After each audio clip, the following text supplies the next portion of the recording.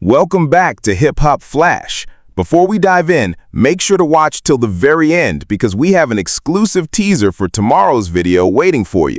So please stay with us. Let's get started. So let me get this straight.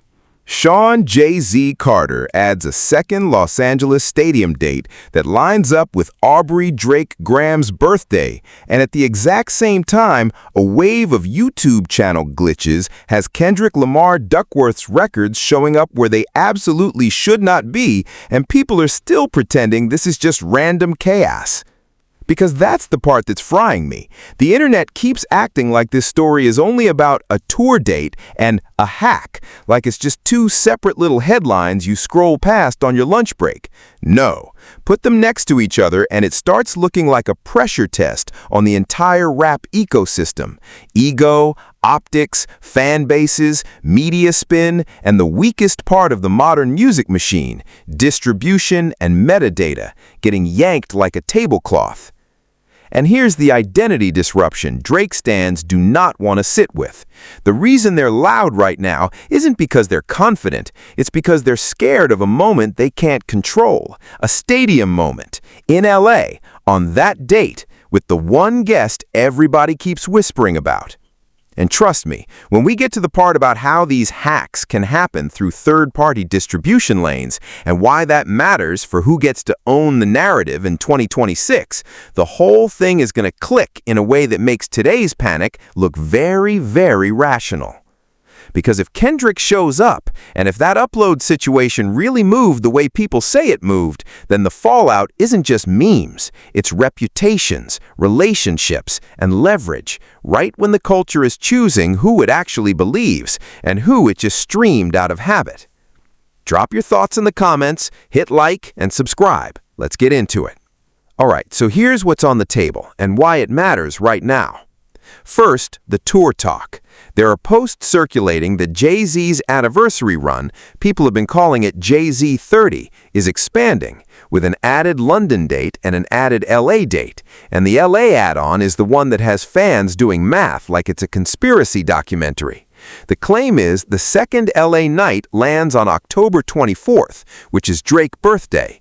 Whether you believe that's petty chess or simple venue scheduling, it instantly becomes an optics war because we're not in an era where tour dates are just dates. Dates are narratives. Second, the YouTube chaos. Multiple artist channels, Drake, Kendrick, Kanye, and others, were allegedly hit with unauthorized uploads and swapped content. People are saying it ties back to a distributor lane with a specific name floating around, OFFSTEP. And you already know how the internet works. The second folks see the wrong song on the wrong page, nobody asks, how does Content ID work? They ask, who benefits? Who's sending a message? Is this a rollout? Is this a diss? Now add the third ingredient. We're still in the afterburn of a year where rap fans turned everything into sides, alliances, and victory laps. So when Jay expands dates in LA and the internet starts whispering Kendrick might pop out, the Drake fan base, the birthday boy brigade, hears something different. They hear a coronation attempt. And the stakes are not small.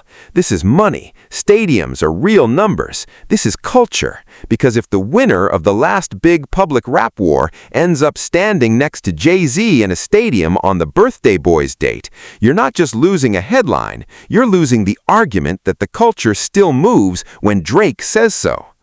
So the question is simple. Are we watching two unrelated events, or are we watching the same system get poked in two places to see what falls apart first, Drake's narrative or the industry's control over what the public even sees? And more importantly, why are so many people pretending they don't understand why stans are panicking? Now let's get into the stuff we can actually point at, what's visible, what's verifiable on the surface, and what it tells us. First piece of surface evidence, the date discourse itself. There are screenshots and reposts flying around from ticket alert pages, fan accounts, and clip channels saying Jay-Z added a second SoFi night right after the first, 1 day apart, classic routing. That's not conspiracy, that's logistics. If you're already building a stage, staffing crews, moving trucks, booking security, and locking rehearsals, the second night is the cleanest money you'll ever make. Does everybody understand that? Stadium production is not a pull-up and wrap situation. It's a traveling city. But here's the key. Even if the reason is normal, the effect is not. Because once the internet tags it Drake's birthday, it becomes a memeable headline. And memes are a weapon. People don't need you to confirm intent. They just need you to give them a story that feels true. Jay's team could have picked that date because it was open. Fans will still frame it like a move. Second piece of surface evidence, the comment sections. And yes, comment sections are evidence. Cultural temperature checks are part of the story now. You've got people saying he's irrelevant while also writing 3 paragraphs explaining why he's secretly obsessed. You've got people yelling, "No one wants to see him," while admitting the first date pushed demand hard enough to justify a second. You've got the same tired comparison game. He'll never outsell Kanye. Jay needs guests. Jay is ruining hip-hop. All the usual rage bait talking points that pop up whenever an elder statesman reminds people that catalog plus performance equals power. And the funniest part is, the more they type, the more they prove the opposite of what they're claiming. If someone is irrelevant, why are you clocking his venue choice, guest list, ticket sales, and the exact day on the calendar? Irrelevant artists don't cause scheduling paranoia. Third piece of surface evidence, the alleged YouTube upload mess. People have been screen recording new videos appearing on channels where they don't belong. Drake content on Kendrick's page, Kendrick content on Drake's page, random odd tracks, odd titles, and in some cases what looks like meme music being uploaded to artist channels. Again, I'm going to keep this responsible. I'm not telling you I personally verified each upload. I'm telling you what's been widely circulating and what multiple communities were reacting to in real time. But what that surface chaos shows is bigger than the joke. If a major artist's official channel can display unauthorized content, even briefly, that's a crack in the officialness of the modern music pipeline. Because YouTube isn't just a video site, it's a discovery engine, a monetization lane, and a credibility badge. When the wrong record shows up on the right channel, it hijacks attention, it hijacks search, and it hijacks conversation. And conversation is value. And then you get the most telling surface reaction of all. People weren't even mad first. They were laughing. Best hacker ever. Upload a fart next. This is better than the real diss. When the public treats a breach like entertainment, that tells you the artist's brand control is weaker than the fan myth says it is. Now, before we even get to the deeper stuff, let me plant an open loop for you. If the rumor is true that this upload wave involved a third-party distributor lane, then the who did it matters less than how easy it was, because that how is exactly why the Jay-Z date discourse hits harder. One is about stage power, the other is about platform power, and when both wobble in the same week, it's not random. At minimum, it's revealing.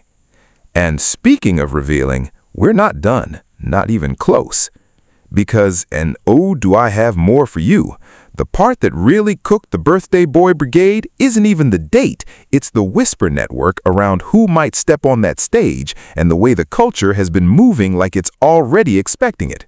And I already know the comment warriors are going to do the thing where they pretend LA doesn't matter, or Kendrick won't do it, or Jay wouldn't need him. Cool. Keep that same energy when we get to the specific reactions from fan communities, clip pages, and the exact kind of soft confirms that always show up before a big rap moment.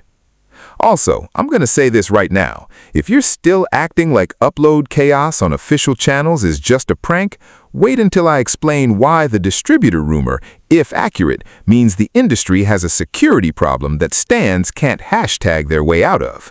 All right, now let's move into the cultural layer, the stuff that isn't just a screenshot, but a pattern of reactions from the people who shape the story. First, cultural evidence piece. The way hip-hop Twitter, Reddit communities, and the clip page ecosystem instantly framed the added LA date as a chess move, not a business move. That framing doesn't come from nowhere. Jay-Z's reputation, fair or not, has always included calculated. People bring up the old lore: release date stepping, competitive timing, strategically placed features, strategically placed appearances.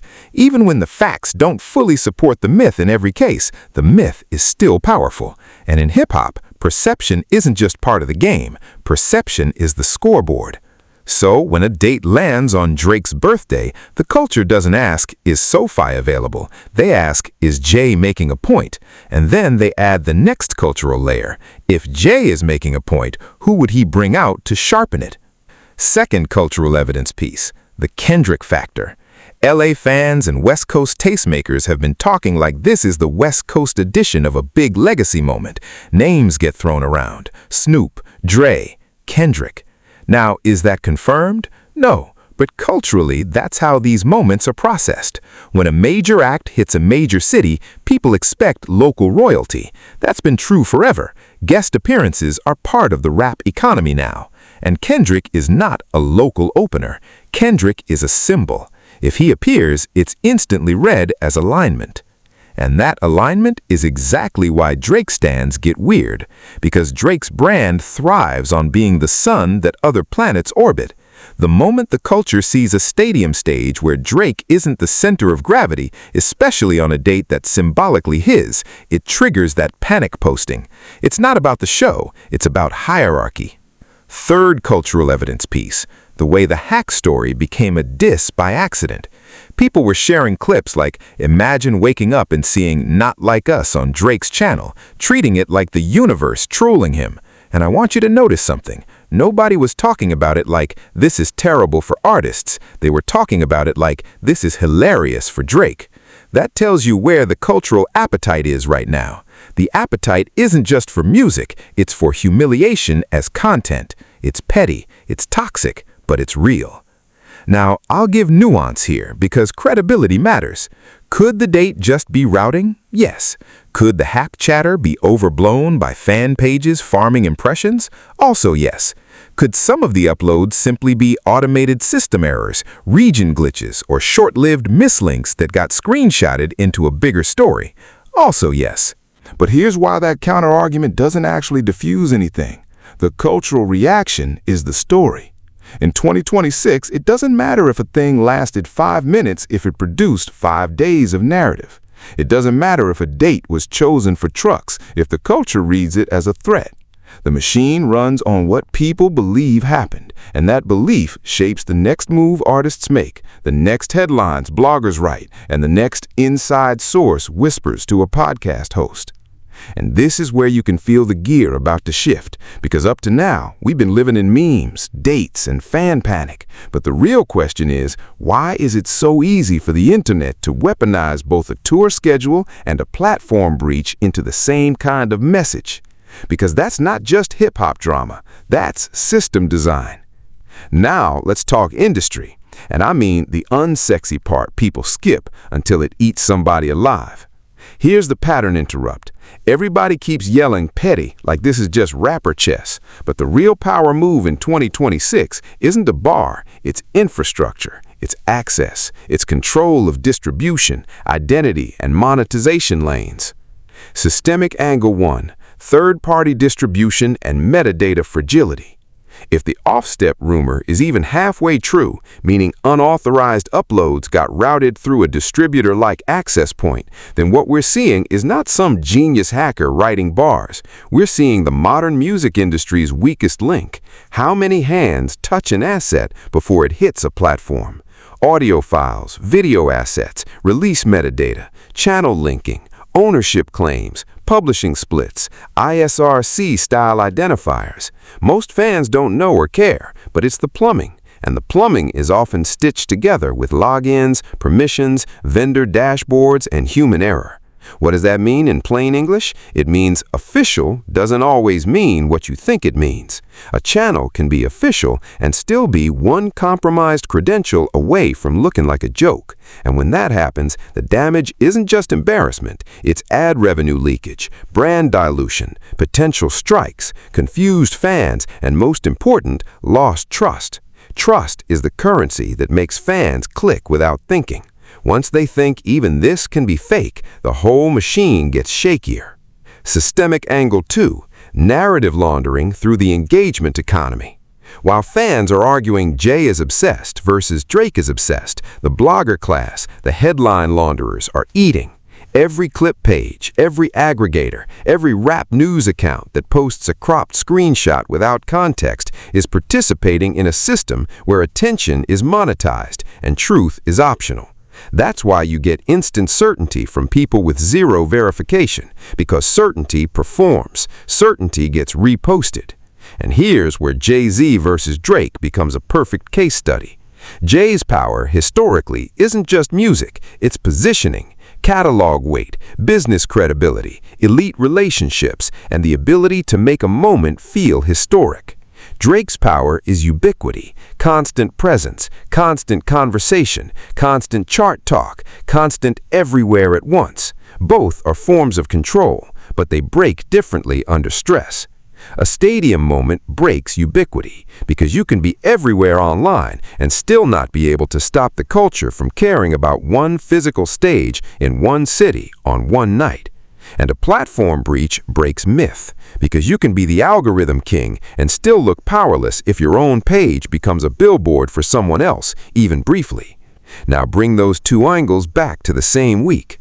Jay adds a date that the culture reads as a symbolic statement, while the platform layer shows how easily symbolic content can be forced into the conversation through tech chaos.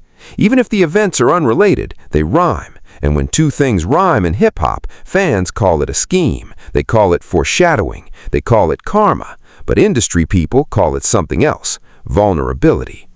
So what I think is happening here is not Jay plotted a hack. No. What I think is happening is the culture is watching two different kinds of power collide, stage power and platform power, and realizing one of them is more durable. You can't DMCA a stadium. You can't edit a crowd's memory. You can't algorithm your way out of a live moment if it lands. And that's why the stands are tense, because for once, the conversation is moving towards something that can't be screenshotted and spun into a win. And now we get to the payoff, the truth bomb that ties all of this together. The major truth, the thing nobody wants to say out loud because it makes your fave look human, is this. Jay's biggest weakness right now isn't losing a rap argument, it's losing control of the frame. That's it. That's the whole story. The Birthday Boy brand works when Drake is the default setting, when the media cycle naturally bends towards him, when drops, subs, captions, and chart screenshots can recenter the universe back on Drake is inevitable. But what happens when the culture stops treating him like the default and starts treating him like a character in someone else's moment? Look at the ingredients we just walked through. A Jay-Z date, whether intentional or not, gets instantly framed as a statement on Drake's birthday, not because Jay begged for attention, but because the culture still assigns meaning to Jay's moves. That's legacy power.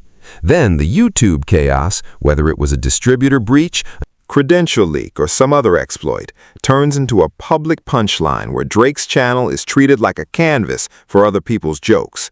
That's platform vulnerability. Now, put the final piece on top, the Kendrick speculation.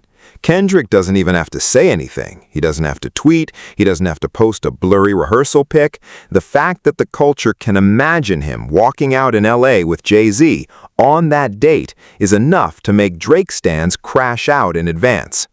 Because it would symbolize something catastrophic for them, that the center shifted, that the culture's big moments can happen without Drake's permission, and worse, on a day that's supposed to belong to him. And if you think that doesn't matter, ask yourself why people are already pre-arguing with a hypothetical guest appearance like it's a court case.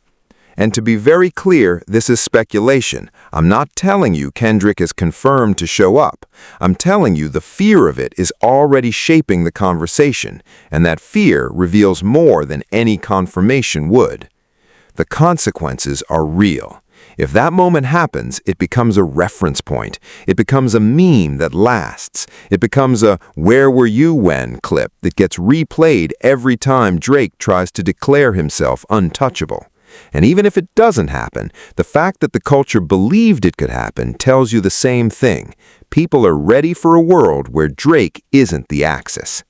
Now let's land this, because I don't want this to just be doom and memes. There's a resolution here, and it's actually simple. The hero of this story isn't the loudest fan base. The hero is discipline. The hero is the person who can create value without needing the whole internet to babysit the narrative. Sean Jay-Z Carter doesn't have to tweet at people all day to feel big. He can announce a date and the culture writes the movie around it. That's not because he's perfect, it's because he built a catalog and a brand that carries weight in rooms that don't care about stan wars. And Kendrick Lamar Duckworth, whether he pops out or not, has the kind of aura where his silence can still move the temperature. That's rare. That's earned. Meanwhile, the villain behavior we've been watching, this constant need to litigate legacy in real time, looks shaky the second the frame slips. When you need every day to be your day, you panic when someone else's moment even touches your calendar. When your whole identity is being the algorithm's favorite, you look crazy when the algorithm can be manipulated, breached, or simply ignored because a real-world stage is calling the shots. Here's the contrast one-liner that sums it up. Real power sells tickets and writes history. Fake power sells takes and begs you to remember it existed. And to the reluctant truth-teller point, because you already know how my channel gets, I'm not saying Drake is done. I'm saying the culture is done pretending. Done pretending every move is genius. Done pretending every critique is hate. Done pretending your fave can't be touched by the same messy system that touches everybody else. If Jay's date is just logistics, cool. If the hack wave was just trolls, cool. The point is, the culture's reaction exposed where the confidence actually sits and where the insecurity lives. So here's what to watch next, because this is only the start and you can feel it. Watch the next two things. One, whether any official statements come out about the YouTube upload situation, platform side or distributor side, because if a third-party lane really got abused, you're going to see quiet policy changes before you see public accountability.